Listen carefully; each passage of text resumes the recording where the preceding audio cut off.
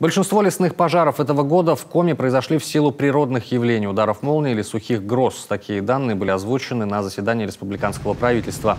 В этот пожароопасный сезон с 27 мая по 21 сентября в республике зарегистрировано 76 лесных пожаров на общей площади 650 гектаров. Из них 44 пожара были ликвидированы в первые сутки с момента обнаружения. В этом сезоне 39% пожаров возникли из-за неосторожного обращения с огнем, 42 пожара или 55% это природное явление, удар молнии, в том числе сухие грозы. Фокусирование солнечных лучей на стекле, в основном на объектах инфраструктуры, это 4 пожара и 1 поджог.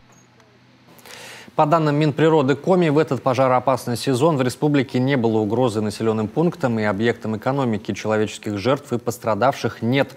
Общий ущерб от лесных пожаров составил 39 миллионов 600 тысяч рублей. Слава богу, у нас нет никаких потерь безвозвратных.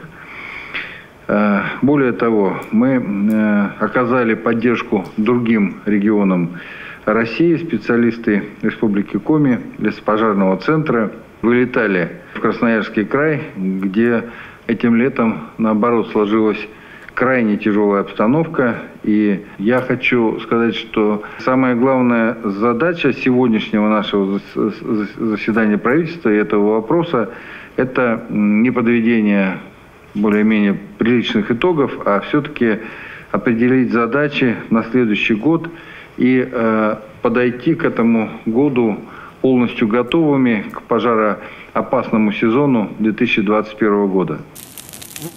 В Коми угрозе лесных пожаров подвержено 190 населенных пунктов в 18 муниципальных образованиях, в том числе 117 садоводческих товариществ, 3 объекта экономики, 8 детских оздоровительных учреждений. Председатель Республиканского комитета ГО и ЧС Александр Бурцев доложил о подготовительных мероприятиях к следующему пожароопасному сезону.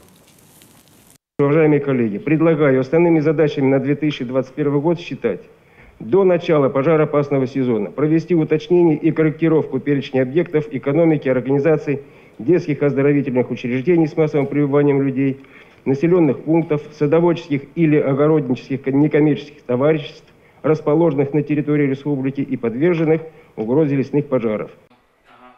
В числе первоочередных задач на следующий год обеспечение стопроцентной готовности Коми регионального лесопожарного центра, проверка готовности арендаторов лесных участков и проведение других противопожарных мероприятий. Кроме того, органам местного самоуправления совместно с комитетом ГО и ЧС необходимо актуализировать пункты временного размещения населения при вероятной эвакуации и поддерживать их в надлежащем порядке.